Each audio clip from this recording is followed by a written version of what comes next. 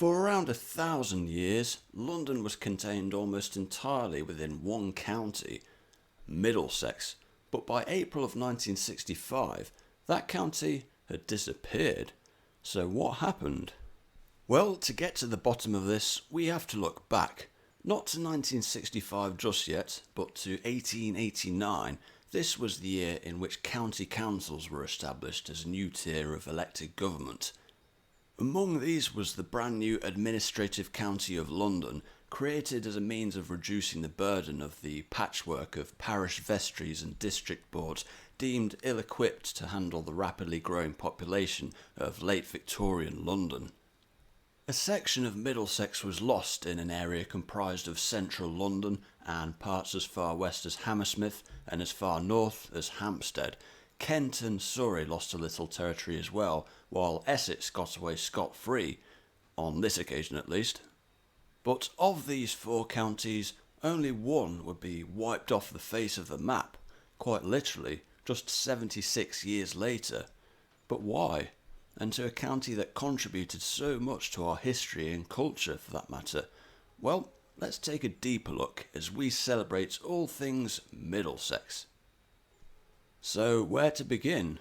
Well, Brentford seems like a fitting choice. Why? Because this is the alleged point in which Julius Caesar crossed the Thames in 54 BC in order to force Cassivellaunus, ruler of the Catuvallani tribe, into negotiations which included an annual tribute to Rome. About a century later, the Romans began their invasion and colonisation of Britain. Just upstream from Brentford, they established an outpost which they called Pontes, from the Latin for bridges, in what would later become the Middlesex town of Staines. This was likely owing to it being a fording point on the road between London and Silchester, going by the striking nickname Devil's Highway. After the Romans abandoned Britain in the 5th century, the Anglo-Saxons were the next to settle here. Specifically, the Middle Saxons, in the case of our subject matter, the area between the respective kingdoms of the East, West and South Saxons was likely only a sub-kingdom, as a lack of recorded monarchs would imply. When the system of shires developed around the 10th century, Middlesex became a county in its own right, bound to the north and west by the shires of Hertford and Buckingham, to the east by the former kingdom of Essex, separated by the River Lee, and to the south by Surrey, separated by the River Thames. By the way, the name Surrey derives from Old English for South Region, pertaining to the sub-kingdom of Middlesex. After the Norman conquest, London would soon become England's capital and largest settlement, surpassing Winchester at some point along the way. Meanwhile, a Middlesex village atop a hill was beginning to take shape, going by the name of Harrow. It was right here in 1094 that St Mary's Church was consecrated, making it one of the county's oldest buildings standing today, even if the spire is, in a sense, one of the youngest, having undergone some very recent restoration. As for the surrounding parish, that would become home to one of England's most prestigious public schools. Founded in 1572 by royal charter from Elizabeth I, Harrow School has since educated a broad spectrum of alumni, from Winston Churchill to Benedict Cumberbatch. But as far as Tudor institutions in Middlesex go, one village above all others springs to mind: Hampton. In 1514, Cardinal Wolsey, Lord Chancellor to Henry VIII, acquired a modest manor house and transformed it into, well, this. Henry spent more time here at Hampton Court Palace than at any other of his royal residences during the second half of his reign, and not for a lack of choice either, as he had over 60 to choose from. The palace is open for all to visit to this day, and for that we have Queen Victoria to thank, having opened it to the public in 1838. Needless to say, central London also boasts an incredible architectural heritage as well, but you'll forgive me if I focus on the area that remained in Middlesex up until 1965. We return to Brentford for a major piece of Georgian engineering in the form of the Grand Junction Canal, this being the point at which the famous waterway, now known as the Grand Union Canal, links the Midlands all the way to the Thames, came at a period of dramatic change in Middlesex around the beginning of the 19th century. Whether as a direct result or otherwise, the nearby riverside settlements began to transform. In its immediate vicinity is Isleworth, a town that became a fashionable retreat for the wealthy around this period. A similar story unfolded just upstream in Twickenham, which attracted a slew of famous poets and authors, including Alexander Pope, Horace Walpole, and Alfred Lord Tennyson. Aside from its former literary residence, though, Twickenham is synonymous with one thing in particular, the story of which starts with a cabbage patch. In 1907, a certain sporting organisation bought about 10 acres of land that was being used as a market garden here. Eventually, they transformed it into this, the world's largest rugby union stadium. So the sport conceived in the early 19th century when a schoolboy from Rugby in Warwickshire was playing football and spontaneously picked up the ball and ran with it, so the legend goes, ended up with a new spiritual home right here in Middlesex. As for football, that also gained a spiritual Middlesex home, and you might have heard of it, Wembley. 1923 saw the opening of the original Wembley Stadium with its iconic twin towers.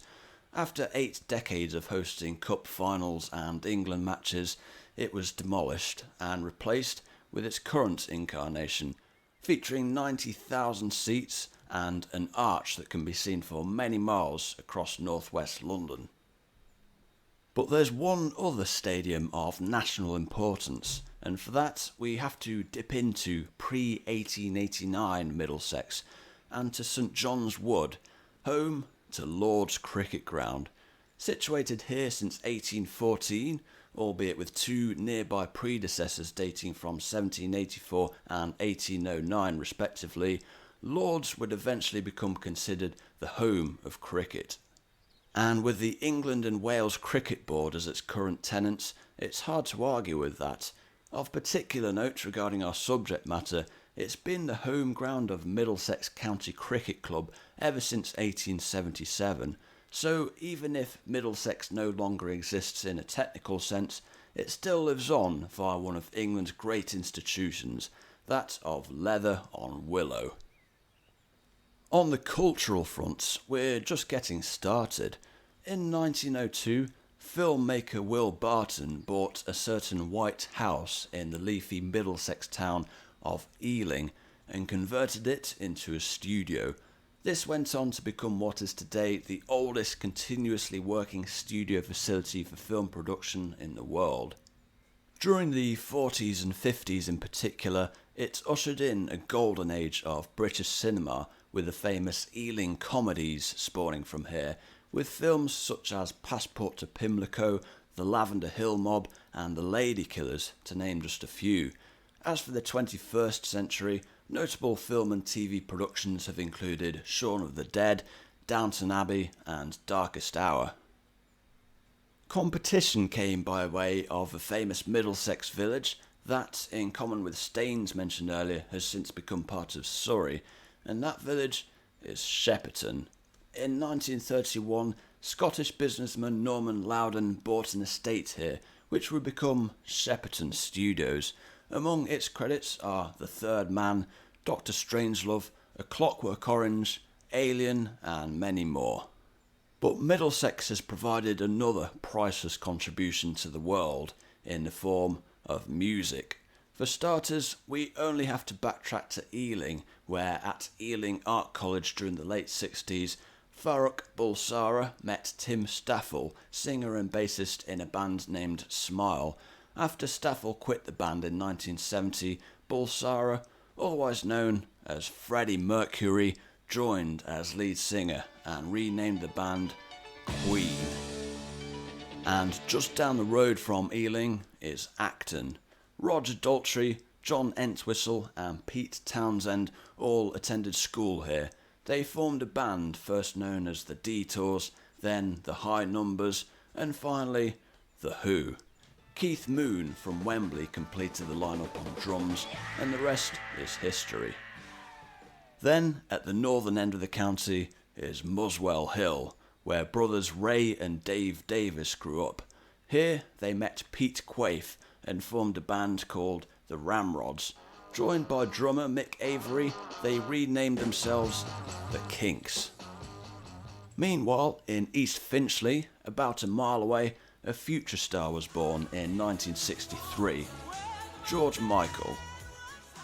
And of course, in the northwestern corner of the county is Pinner, where Reginald Kenneth Dwight was born and raised, better known as Elton John. In fact, you could add in more Middlesex musicians to the list: Jimmy Page, Rod Stewart, Ronnie Wood and Ian Dury, just to name a few. So how then, with all its heritage, did Middlesex end up as essentially a ghost county? Well, the key to that question lies in the 1940s. Even during the war, amidst the devastation brought on by the Blitz, plans were already developing regarding how to rebuild the capital. People were asking the question, was the old London all that it should have been, in particular regard to crowded slums where sanitation was poor and children had nowhere but the street in which to play? Town planners saw this period as, quote, a great opportunity to build a new London, a better, finer, more spacious city than the old. In 1944, the Greater London Plan was put forward by Patrick Abercrombie.